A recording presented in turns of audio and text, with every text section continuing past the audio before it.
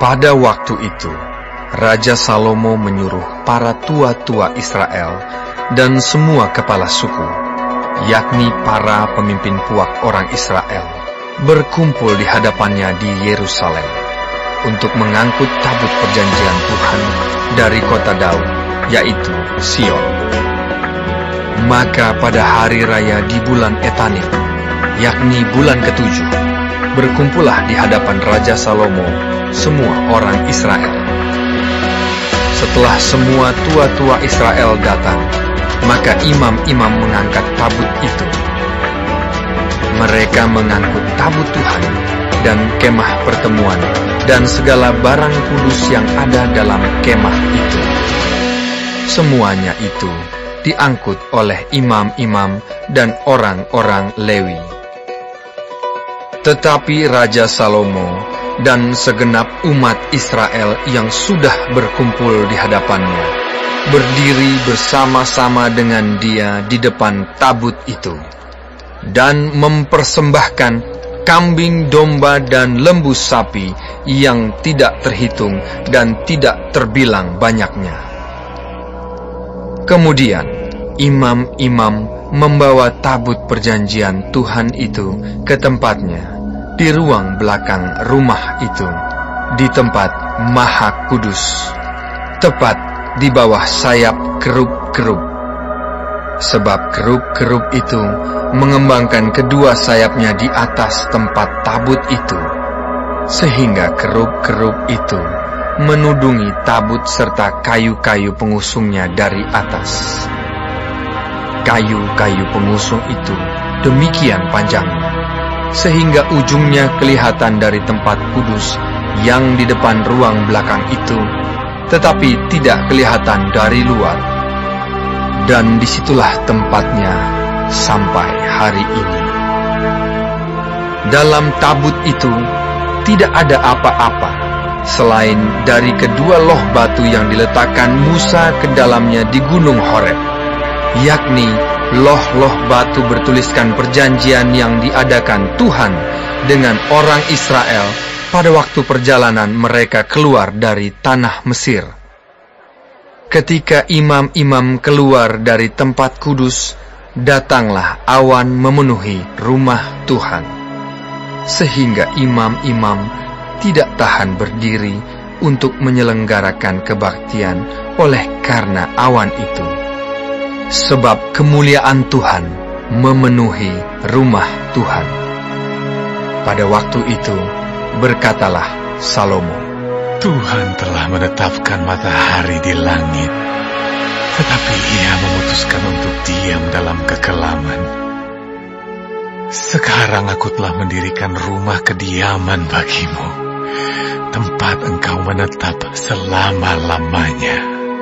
Kemudian berpalinglah raja, lalu memberkati seluruh jemaah Israel, sedang segenap jemaah Israel berdiri. Ia berkata, Terpujilah Tuhan Allah Israel yang telah menyelesaikan dengan tangannya apa yang difirmankannya dengan mulutnya kepada Daud ayahku. Demikian, sejak aku membawa umatku Israel keluar dari Mesir, tidak ada kota yang kupilih di antara segala suku Israel untuk mendirikan rumah di sana sebagai tempat kediaman namaku. Tetapi aku telah memilih Daud untuk berkuasa atas umatku Israel. Lalu raja melanjutkan, Ketika Daud ayahku bermaksud mendirikan rumah untuk nama Tuhan Allah Israel, berfirmanlah Tuhan kepadanya, Engkau bermaksud mendirikan rumah untuk namaku, dan maksudmu itu memanglah baik. Hanya bukanlah engkau yang akan mendirikan rumah itu, melainkan anak kandungmu yang akan lahir kelak. Dialah yang akan mendirikan rumah itu untuk namaku. Jadi Tuhan telah menepati janji yang telah diucapkannya. Aku telah bangkit menggantikan Daud ayahku, dan telah duduk di atas tahta kerajaan Israel, seperti yang difirmankan Tuhan. Aku telah mendirikan rumah ini untuk nama Tuhan Allah Israel, dan telah menyediakan di sana tempat untuk tabut, yang memuat perjanjian yang telah diadakan Tuhan dengan nenek moyang kita ketika mereka dibawanya keluar dari tanah Mesir. Kemudian berdirilah Salomo di depan mezbah Tuhan di hadapan segenap jemaah Israel.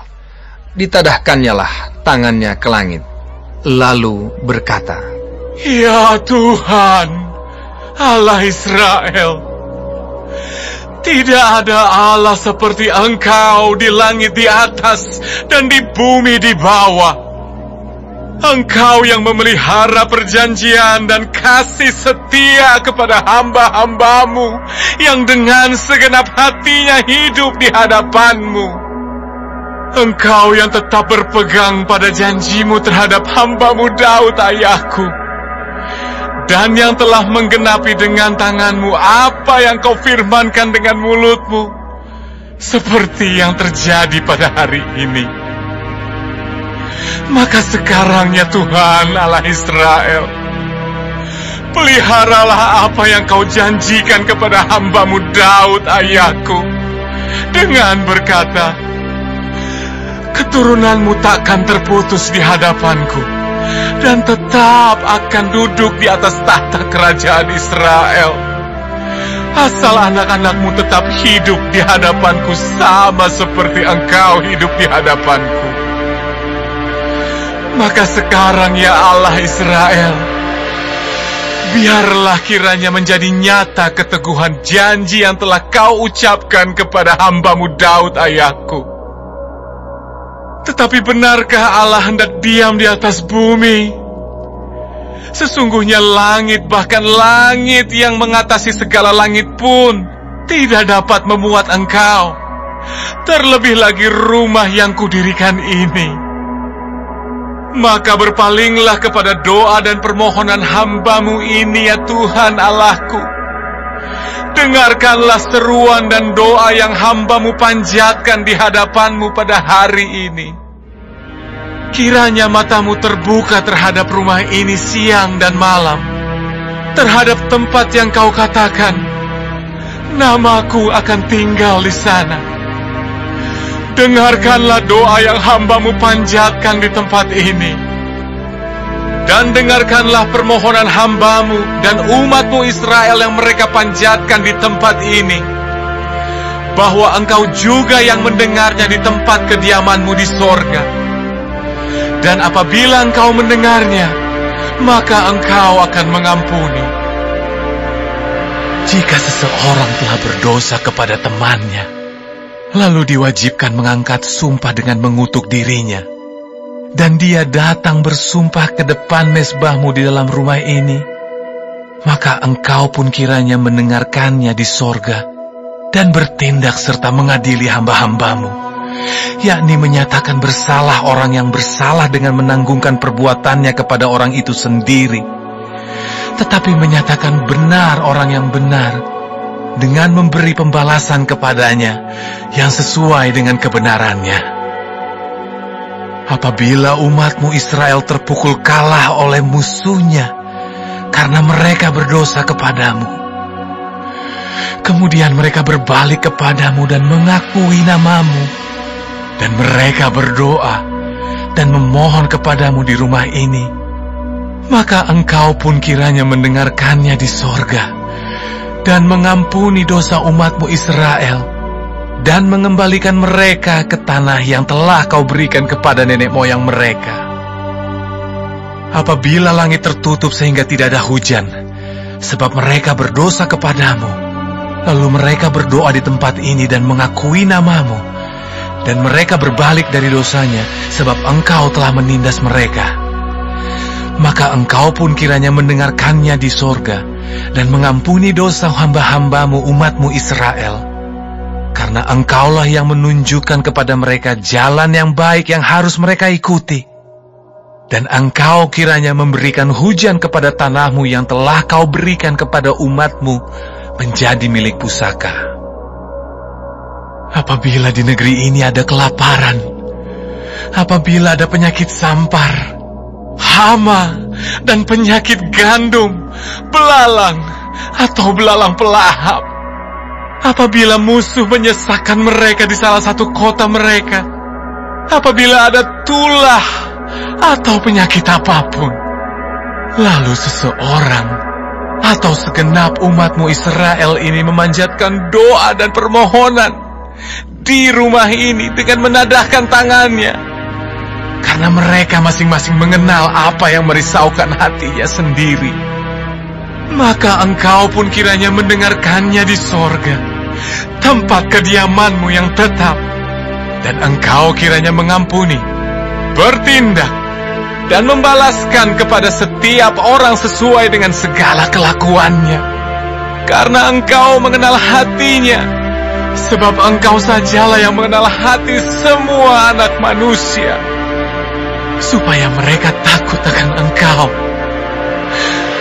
selama mereka hidup di atas tanah yang telah kau berikan kepada nenek moyang kami. Juga apabila seorang asing yang tidak termasuk umatmu Israel datang dari negeri jauh oleh karena namamu, sebab orang akan mendengar tentang namamu yang besar dan tentang tanganmu yang kuat dan lenganmu yang teracung, dan ia datang berdoa di rumah ini, maka engkau pun kiranya mendengarkannya di sorga, tempat kediamanmu yang tetap, dan engkau kiranya bertindak sesuai dengan segala yang diserukan kepadamu oleh orang asing itu, supaya segala bangsa di bumi mengenal namamu, sehingga mereka takut akan engkau, sama seperti umatmu Israel, dan sehingga mereka tahu bahwa namamu telah diserukan atas rumah yang telah kudirikan ini. Apabila umatmu keluar untuk berperang melawan musuhnya, ke arah manapun engkau menyuruh mereka, dan apabila mereka berdoa kepada Tuhan dengan berkiblat ke kota yang telah kau pilih, dan ke rumah yang telah kudirikan bagi namamu, maka engkau kiranya mendengarkan di sorga doa dan permohonan mereka, dan engkau kiranya memberikan keadilan kepada mereka. Apabila mereka berdosa kepadamu, karena tidak ada manusia yang tidak berdosa, dan engkau murka kepada mereka dan menyerahkan mereka kepada musuh, sehingga mereka diangkut tertawan ke negeri musuh yang jauh atau yang dekat. Dan apabila mereka sadar kembali dalam hatinya di negeri tempat mereka tertawan, dan mereka berbalik dan memohon kepadamu di negeri orang-orang yang mengangkut mereka tertawan, dengan berkata, kami telah berdosa, bersalah, dan berbuat fasik. Apabila mereka berbalik kepadamu dengan segenap hatinya dan dengan segenap jiwanya di negeri musuh yang mengangkut mereka tertawan, dan apabila mereka berdoa kepadamu dengan berkiblat ke negeri mereka yang telah kau berikan kepada nenek moyang mereka, ke kota yang telah kau pilih, dan ke rumah yang telah kudirikan bagi namamu, maka engkau kiranya mendengarkan di sorga, tempat kediamanmu yang tetap, kepada doa dan permohonan mereka, dan engkau kiranya memberikan keadilan kepada mereka. Engkau kiranya mengampuni umatmu yang telah berdosa kepadamu, mengampuni segala pelanggaran yang dilakukan mereka kepadamu, dan kiranya engkau membuat mereka menjadi kesayangan orang-orang yang mengangkut mereka tertawan, sehingga orang-orang itu menyayangi mereka, sebab mereka itu umatmu dan milik kepunyaanmu yang telah kau bawa keluar dari Mesir, dari tengah-tengah dapur peleburan besi. Hendaklah matamu terbuka terhadap permohonan hambamu dan terhadap permohonan umatmu Israel, dan hendaklah engkau mendengarkan mereka seberapa kali mereka berseru kepadamu. Sebab engkaulah yang memisahkan mereka bagimu menjadi milik kepunyaanmu dari antara segala bangsa di bumi, seperti yang telah kau firmankan dengan perantaraan Musa hamba-Mu, pada waktu Engkau membawa nenek moyang kami keluar dari Mesir. Ya Tuhan Allah. Ketika Salomo selesai memanjatkan segala doa dan permohonan itu kepada Tuhan, bangkitlah ia dari depan mezbah Tuhan, setelah berlutut dengan menadahkan tangannya ke langit. Maka berdirilah ia dan memberkati segenap jemaah Israel dengan suara nyaring, katanya, Terpujilah Tuhan yang memberikan tempat perhentian kepada umatnya Israel, tepat seperti yang difirmankannya. Dari segala yang baik yang telah dijanjikannya dengan perantaraan Musa hambanya, tidak ada satupun yang tidak dipenuhi. Kiranya Tuhan Allah kita menyertai kita sebagaimana Ia telah menyertai nenek moyang kita. Janganlah Ia meninggalkan kita, dan janganlah Ia membuangkan kita, tetapi hendaklah dicondongkannya hati kita kepadanya, untuk hidup menurut segala jalan yang ditunjukkannya, dan untuk tetap mengikuti segala perintahnya, dan ketetapannya, dan peraturannya, yang telah diperintahkannya kepada nenek moyang kita. Hendaklah perkataan yang telah kupohonkan tadi di hadapan Tuhan, dekat pada Tuhan Allah kita, siang dan malam, supaya Ia memberikan keadilan kepada hambanya dan kepada umatnya Israel menurut yang perlu pada setiap hari, supaya segala bangsa di bumi tahu bahwa Tuhanlah Allah dan tidak ada yang lain. Dan hendaklah kamu berpaut kepada Tuhan Allah kita dengan sepenuh hatimu dan dengan hidup menurut segala ketetapannya, dan dengan tetap mengikuti segala perintahnya seperti pada hari ini. Lalu raja bersama-sama segenap Israel mempersembahkan korban sembelihan di hadapan Tuhan. Sebagai korban keselamatannya kepada Tuhan, Salomo mempersembahkan 22.000 ekor lembu sapi dan 120.000 ekor kambing domba. Demikianlah raja dan segenap Israel mentahbiskan rumah Tuhan itu. Pada hari itu juga, raja menguduskan pertengahan pelataran yang di depan rumah Tuhan, sebab disitulah ia mempersembahkan korban bakaran, korban sajian, dan segala lemak korban keselamatan. Sebab mezbah tembaga yang di hadapan Tuhan itu terlalu kecil untuk memuat korban bakaran dan korban sajian dan segala lemak korban keselamatan itu. Lalu Salomo mengadakan perayaan pada waktu itu juga di hadapan Tuhan Allah kita selama 7 hari, bersama-sama dengan seluruh Israel, suatu jemaah yang besar, dari jalan masuk ke Hamat sampai sungai Mesir. Pada hari yang ke-8, disuruhnya bangsa itu pergi.